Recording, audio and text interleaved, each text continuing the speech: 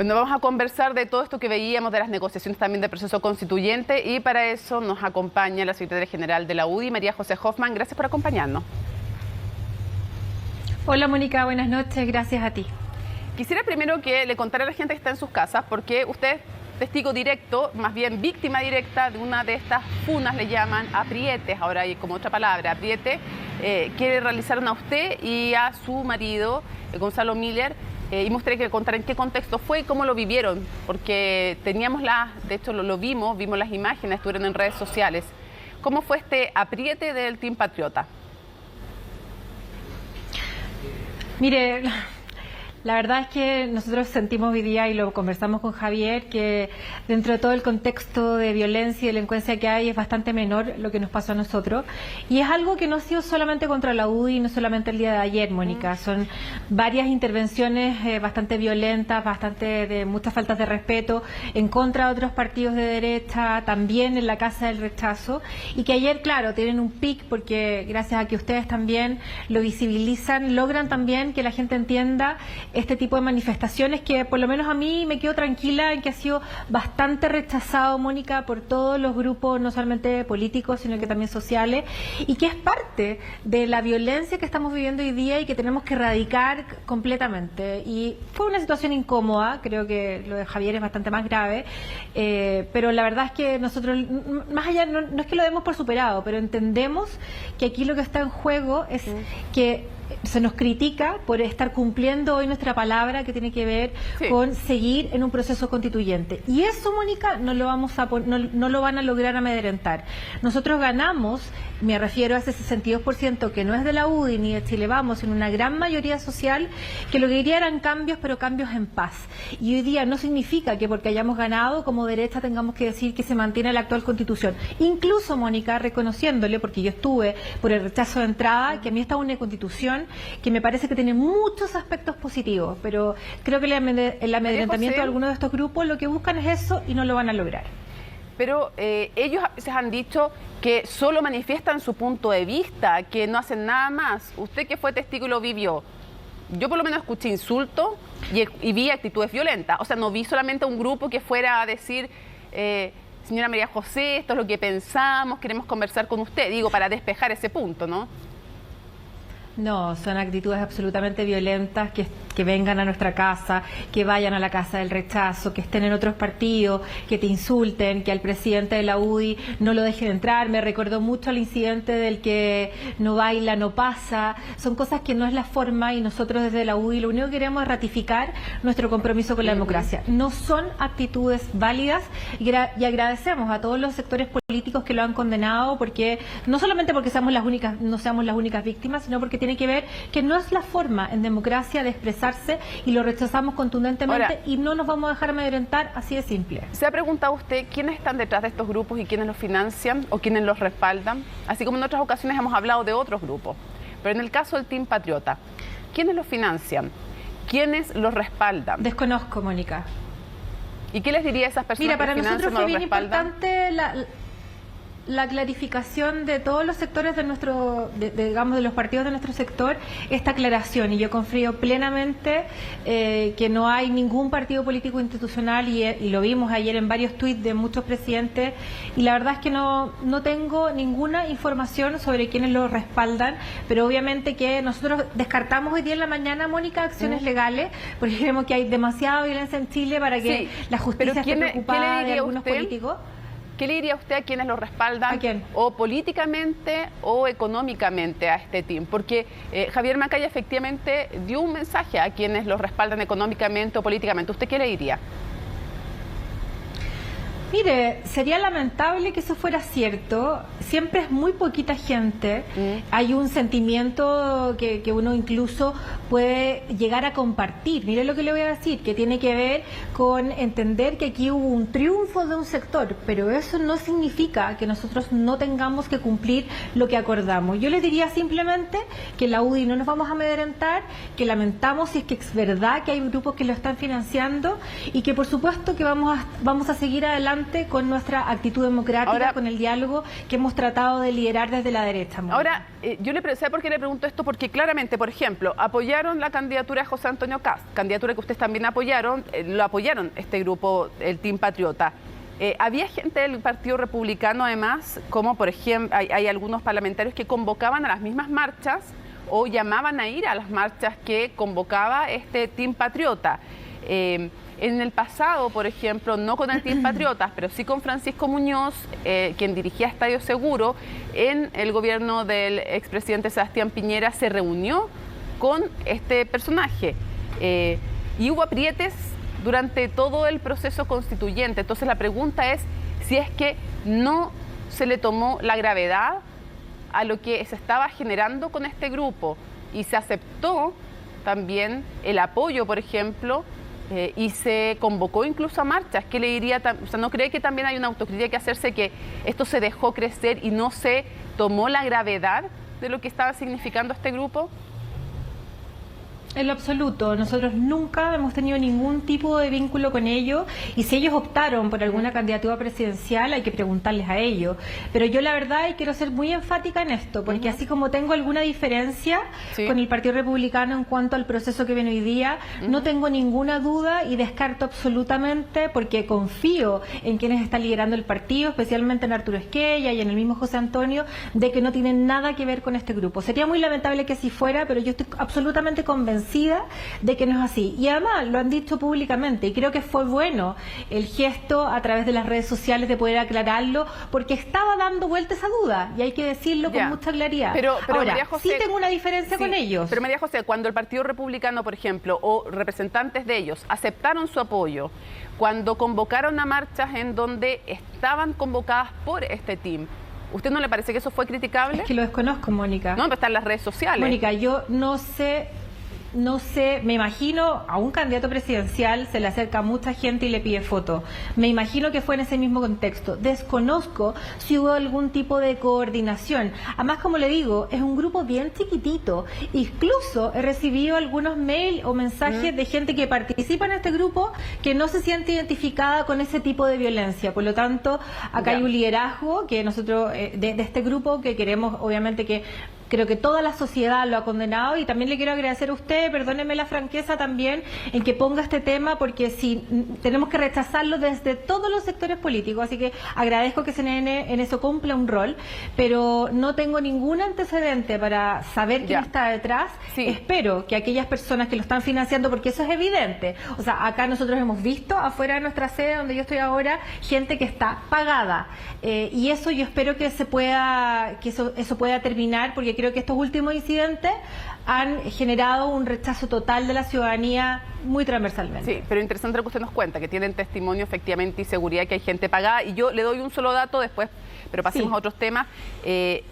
Hay diputados, por ejemplo, con la marcha del 9 de abril, el diputado Agustín Romero del Partido Republicano llamando a la marcha convocada por el Team Patriota. Ahí hay un ejemplo, por ejemplo, de lo que yo le mencionaba, concreto y claro. Está el video en Twitter, está subido, están sus palabras todavía ahí convocando esta marcha del Team Patriota.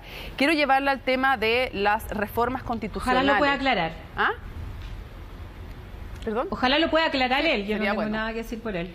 Ahora, proceso constituyente, las propuestas de Chile Vamos, ¿fueron o no fueron con el tejo pasado? Hoy día se llegaba a toda la discusión de si hay líneas rojas o no hay líneas rojas, porque claramente una cosa son lo que tiene que ver con bordes institucionales, como por ejemplo no cambiar la república o con 3 poderes del Estado, pero hay otros que son bordes más bien de contenido, como por ejemplo protección del derecho a la vida o de libertad de elegir. ¿Llegaron o no llegaron con el techo pasado y cuánta flexibilidad va a haber?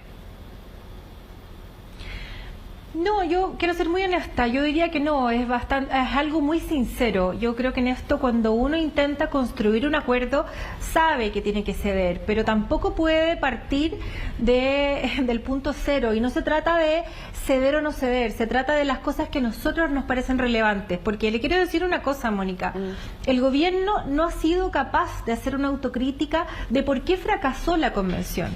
Si se sentaran 2 minutos a analizar qué fue lo que rechazó sintió la ciudadanía, más allá de los monos, más allá de todas las ridiculeces que vimos, había un sentimiento muy íntimo de los ciudadanos que rechazaron y que nosotros queremos interpretar, porque tampoco los partidos somos los dueños de ese 62%, pero que habla de la falta de análisis, de la falta de autocrítica y de que eso también condiciona bastante el diálogo, Mónica, porque cuando uno ve que una gran mayoría de chilenos en el plebiscito y en todas las encuestas, por ejemplo, quiere que ese 62, quiere que sus ahorros previsionales sean de ellos y sean heredables, y escuchamos ayer a la ministra del Trabajo decir que van a ir a un fondo solidario, es que no han entendido nada de nada. Entonces, si bien uno no tiene el patrimonio de todo ese porcentaje, me parece que el gobierno está condicionando el diálogo cuando no es capaz de hacer una pequeña reforma, una pequeña autocrítica. Ya. Ellos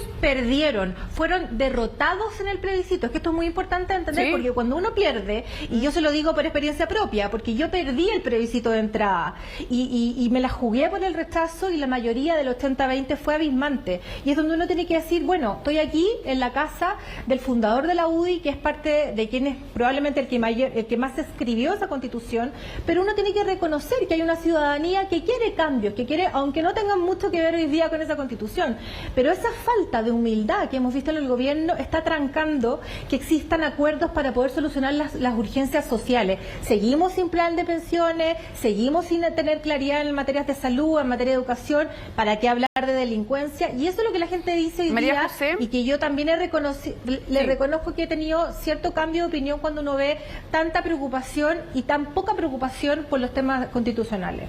Pregunta, ¿ustedes podrían llegar a condicionar el proceso constituyente a, por ejemplo, medidas en la Araucanía o condicionarlo incluso a que tenga que ir el presidente en la Araucanía? Lo anunciaba ayer Carolina Toa, la ministra del Interior, en Tolerancia Cero. Dijo, va a ir antes de fin de año y yo voy a ir antes que él en las próximas semanas. La pregunta es, ¿ustedes están dispuestos a condicionar incluso a algunos temas de la contingencia o de reformas el proceso constituyente? Mire, Mónica, quiero ser muy sincera. Es bien difícil cuando uno sabe que tiene que construir acuerdos desde la diferencia, poner exigencias sobre la mesa. Pero sin duda que nosotros tenemos que hacernos cargo de esos dolores sociales que hoy día no están siendo tratados por el gobierno.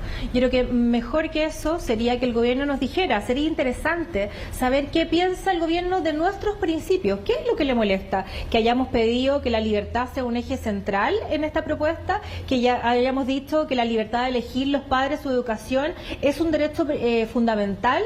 ¿Qué es lo que les molesta? ¿Que los fondos sean heredables? ¿Que la vivienda sea propia? ¿Por qué se lo estoy preguntando? Yo, más que caricaturas y titulares, Mónica, trataría de ir al foco, que el gobierno no ha entrado nunca. Se lo estoy preguntando porque usted en Radio Agricultura sostuvo que no descartaba condicionar el proceso constituyente a que el presidente fuera a la Araucanía. Por eso quiero preguntarle directamente, ¿están dispuestos a condicionar el proceso constituyente a que el presidente vaya a la Araucanía, por ejemplo? Es muy importante que el presidente entienda que se puede masticar y comer chicle al mismo tiempo.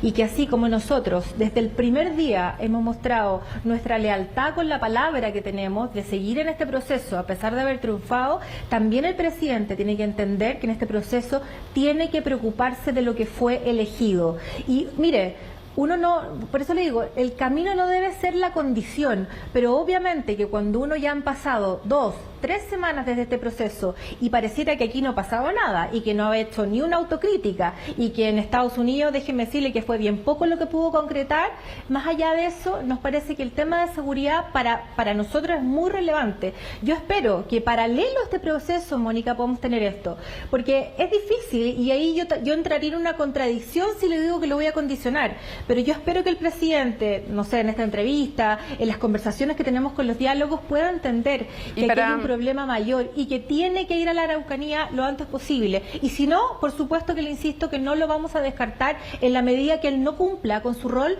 de ejercer el poder y el Estado de Derecho. Ya, o sea, no descartan, si es que no hay un cambio en el gobierno, condicionar el proceso constituyente, por ejemplo, una visita a la Araucanía. No lo descartan.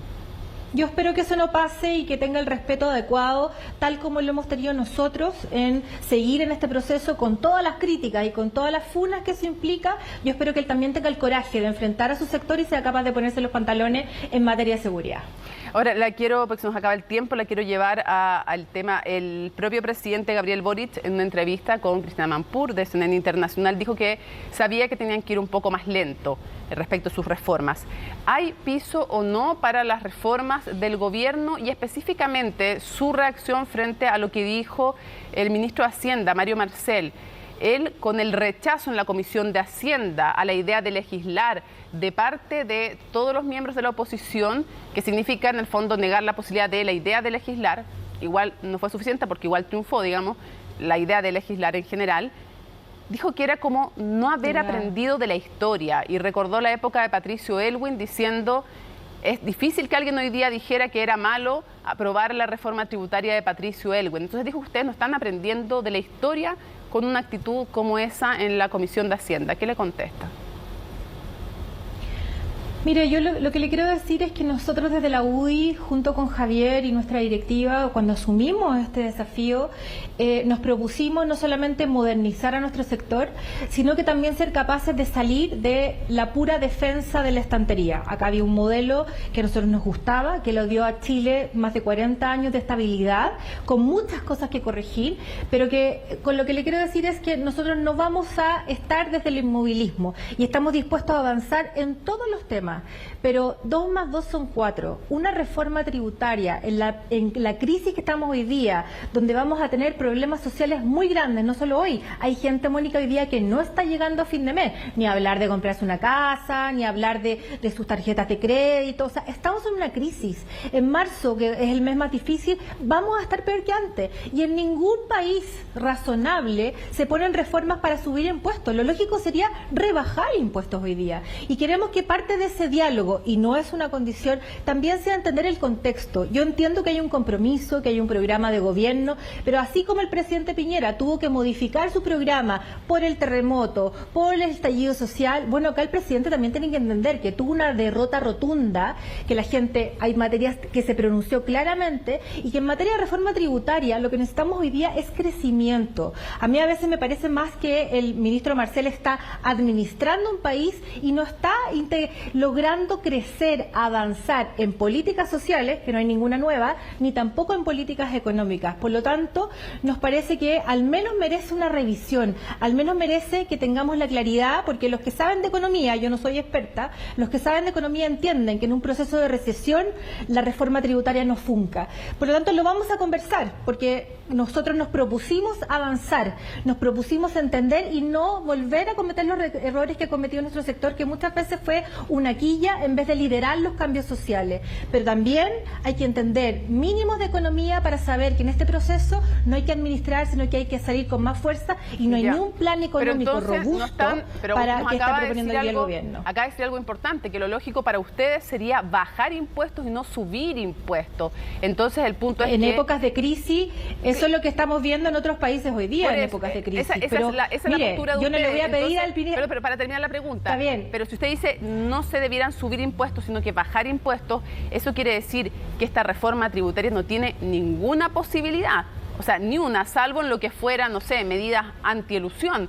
Pero si ustedes no están dispuestos a subir ningún impuesto, es complicada la Hemos tenido un montón de reformas tributarias, Mónica. Hemos tenido un montón de reformas tributarias. Yo hoy día lo que pido es menos ideología y pensar un poco más en las personas. El gobierno debería concentrarse en la creación de empleo, en los subsidios pertinentes, en cómo logramos enfrentar la inflación, en lo que viene hacia adelante. Y obviamente que podemos hacer eso paralelo, pero el foco de lo que está proponiendo el gobierno tiene que estar en cómo ayudamos a las personas hoy día a tener libertad, a tener su trabajo. Y una reforma tributaria, que no es la primera, si no me olvido, es la segunda o la tercera, no tiene que ver, no ayuda en ese camino. Pero mire, no se trata de oponerse por oponerse, se trata porque nosotros queremos una agenda de productividad, una agenda de genere mayores competencias y económicas mucho más robusta. Y nos encantaría que el presidente también nos escuchara en eso. Lo que pasa es que la verdad es que está bastante cerrado en varios aspectos y ha sido bastante complejo. María José Hoffman, muchísimas gracias por habernos acompañado en CNN Prime. Muchas gracias, Mónica. Yo lo único que pues solamente para terminar, es que necesitamos hacer todos los cambios sociales, pero con paz, con estabilidad y con mucha generosidad como ha sido hasta ahora. Así y que con recursos, porque si no hay recursos permanentes... Si no hay recursos permanentes... pero los impuestos no son recursos permanentes y usted lo sabe. Las que no son...